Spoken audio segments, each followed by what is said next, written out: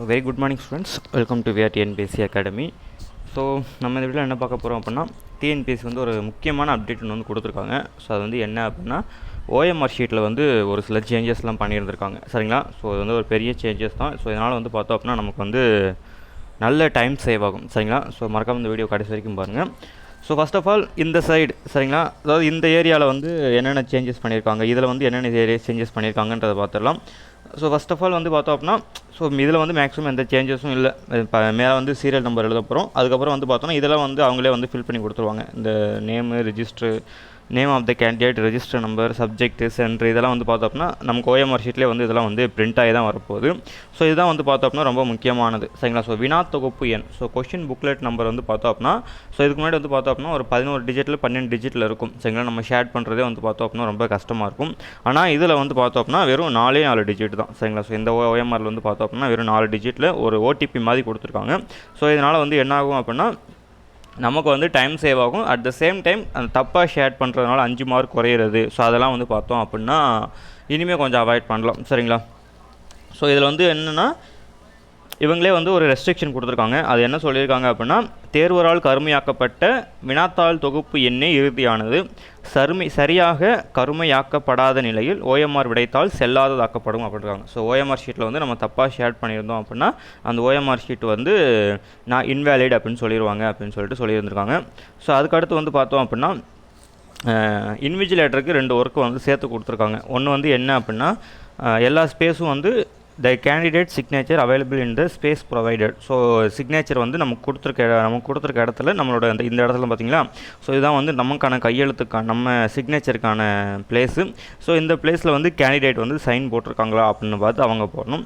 ரெண்டாவது thumb impression. So இங்கே வந்து பார்த்தோம் அப்படின்னா இந்த சைடில், இந்த லெஃப்ட் ஹேண்ட் சைடில், ரைட் ஹேண்ட் கார்னரில் வந்து பார்த்தோம் அப்படின்னா நம்ம வந்து தம்ப் இம்ப்ரெஷன் வைக்கணும். ஸோ இது வந்து கரெக்டாக வச்சுருக்காங்களா அப்படிங்கிறத கேட்டிருக்காங்க. சரிங்களா? ஸோ இது ரெண்டும் வந்து பார்த்தோம் அப்படின்னா இன்விஜிலேட்டர் வந்து ஃபில் பண்ணணும்.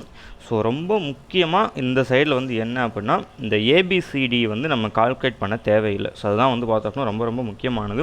ஸோ ஏன்னா கடைசி நேரத்தில் வந்து பார்த்தோம் அப்படின்னா லாஸ்ட் ஒரு எக்ஸாமுக்கு ஒரு 10 மினிட்ஸ் இருக்கப்போ, 1/4 மணி நேரம் இருக்கப்போ என்ன பண்ணுவாங்க அப்படின்னா, இந்த ஏபிசிடி கால்குலேட் பண்ணி போடுறதுல மிஸ்டேக்ஸ் வந்துடும். ஸோ 200க்கு 201 வரும், இல்லை அப்படின்னா 199 வரும்.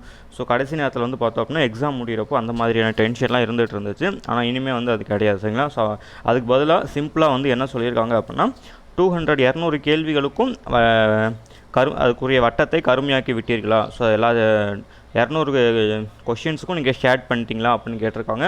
ஸோ நீங்கள் ஷேர் பண்ணல அப்படின்னா எத்தனை கொஷினுக்கு நீங்கள் ஷேர் பண்ணல அப்படிங்கிறத கொஞ்சம் எழுத சொல்லியிருந்திருக்காங்க. சரிங்களா? ஸோ அதுக்கப்புறம் இந்த சைடில் வந்து பார்த்தோம் அப்படின்னா தம்ப் இம்ப்ரெஷன் வைக்க சொல்லியிருக்காங்க.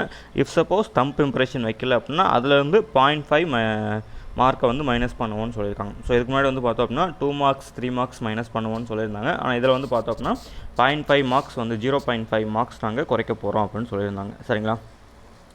ஸோ அடுத்து வந்து பார்த்தோம் அப்படின்னா இன்ஸ்ட்ரக்ஷன். ஸோ இன்ஸ்ட்ரக்ஷன்லேயும் வந்து பார்த்தோம் அப்படின்னா ஒரு சில இதெல்லாம் மாற்றிருக்காங்க. சரிங்களா? ஸோ இதுக்கு முன்னாடி வந்து பார்த்தோம் அப்படின்னா இன்ஸ்ட்ரக்ஷனே 2 பக்கத்துக்கு இருக்கும், நம்ம ஃபுல்லாக உட்காந்து ரீட் பண்ணுற மாதிரி வரும். ஸோ அதெல்லாம் வந்து பார்த்தோம் அப்படின்னா இல்லாமல் சிம்பிளாக எதுக்கெல்லாம் வந்து கொஷின் பேப்பர் வந்து இன்வேலிட் அப்படின்னு சொல்லியிருக்காங்க. ஸோ ஃபஸ்ட்டு வந்து பார்த்தோம் அப்படின்னா பிளாக் பால் பாயிண்ட் பென் இல்லாமல் வேறு பென் நம்ம யூஸ் பண்ணியிருந்தோம் அப்படின்னா அந்த புக்லெட்டை வந்து ஓஎம்ஆர் ஷீட்டை வந்து என்ன பண்ணிடுவாங்க அப்படின்னா இன்வேலிட் பண்ணிடுவோம் அப்படின்னு சொல்லியிருக்காங்க.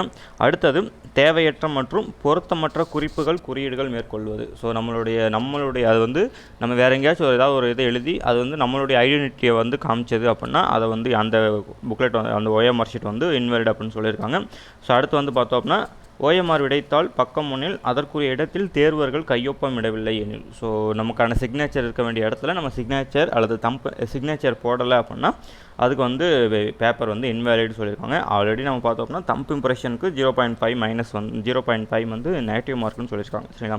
அடுத்தது தங்களுக்கு வழங்கப்பட்ட வினாத்தாளில் அச்சிடப்பட்டுள்ள வினா தொகுப்பு எண்ணினை விடைத்தாளில் சரியாக கருமையாக்கப்படாமல் இருந்தால், ஸோ அந்த question booklet number, so question booklet நம்பரை கரெக்டாக வந்து ஷேர் பண்ணல அப்படின்னா அந்த ஓஎம்ஆர் ஷீட்டை வந்து இன்வேலிட் அப்படின்னு சொல்லியிருக்காங்க. ஸோ இதுக்கப்புறம் வந்து பார்த்தோம் அப்படின்னா எதுக்கெல்லாம் வந்து 0.5 வந்து மார்க் வந்து நெகட்டிவ் மைனஸ் மார்க் அப்படின்னு சொல்லியிருக்காங்க. ஸோ ஒன்று வந்து என்ன அப்படின்னா, விடைத்தாளில் எந்த ஒரு வினாவிற்கும் அது தொடர்பான எந்த ஒரு வட்டத்தையும் கருமையாக்காதிருத்தல். ஸோ நம்ம வந்து கொஷினில் எங்கெங்கெல்லாம் வந்து எந்தெந்த கொஷினுக்கெல்லாம் எதுவுமே ஷேட் பண்ணாமல் பிளாங்காக விட்டோம் அப்படின்னா அந்தந்த கொஷின்ஸ்க்கெலாம் வந்து பார்த்தோம் அப்படின்னா 0.5 மார்க் வந்து நெகட்டிவ் பண்ணப்படும் அப்படின்னு சொல்லியிருக்காங்க. தப்பாக ஆன்சர் பண்ணால் அதுக்கு வந்து எந்த ஒரு நெகட்டிவ் மார்க் கிடையாது.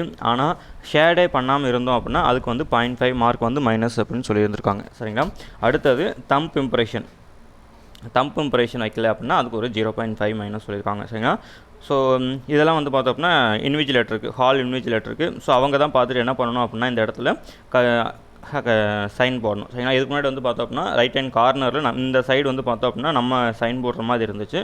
ஆனால் இப்போ வந்து அப்படி இல்லை. ஸோ ஹால் இன்விஜிலேட்டர் வந்து இந்த இடத்துல வந்து சைன் போடணும்னு சொல்லியிருக்காங்க. சரிங்களா. அதாவது புகைப்படம், கையொப்பம், தேர்வு கூட ஹால் டிக்கெட்டு, அதுக்கப்புறம் வந்து பார்த்தோம் அப்படின்னா question booklet number, thumb impression எல்லாத்தையும் பார்த்துட்டு எல்லாத்தையும் நான் செக் பண்ணிட்டேன் அப்படின்னு சொல்லிட்டு ஐ திங்க் எக்ஸாம் முடிகிறப்போ இது வந்து ஹால் இன்விஜிலேட்டர் சைன் பண்ணணும்னு நினைக்கிறேன். சரிங்களா.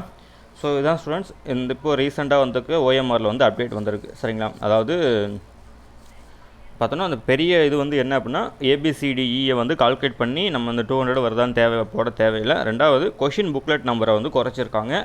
மூணாவது வந்து என்ன அப்படின்னா நெகட்டிவ் மார்க்ஸ் வந்து கொஞ்சம் இன்ட்ரடியூஸ் பண்ணியிருக்காங்க. வந்து பார்த்தோம் அப்படின்னா ஷேட் பண்ணாமல் இருந்தால் நெகட்டிவ் மார்க்லாம் இல்லை, அதுக்கு பதிலாக ஈயை வந்து கண்டிப்பாக ஷேட் பண்ணணும் அப்படின்னு சொல்லியிருந்தாங்க.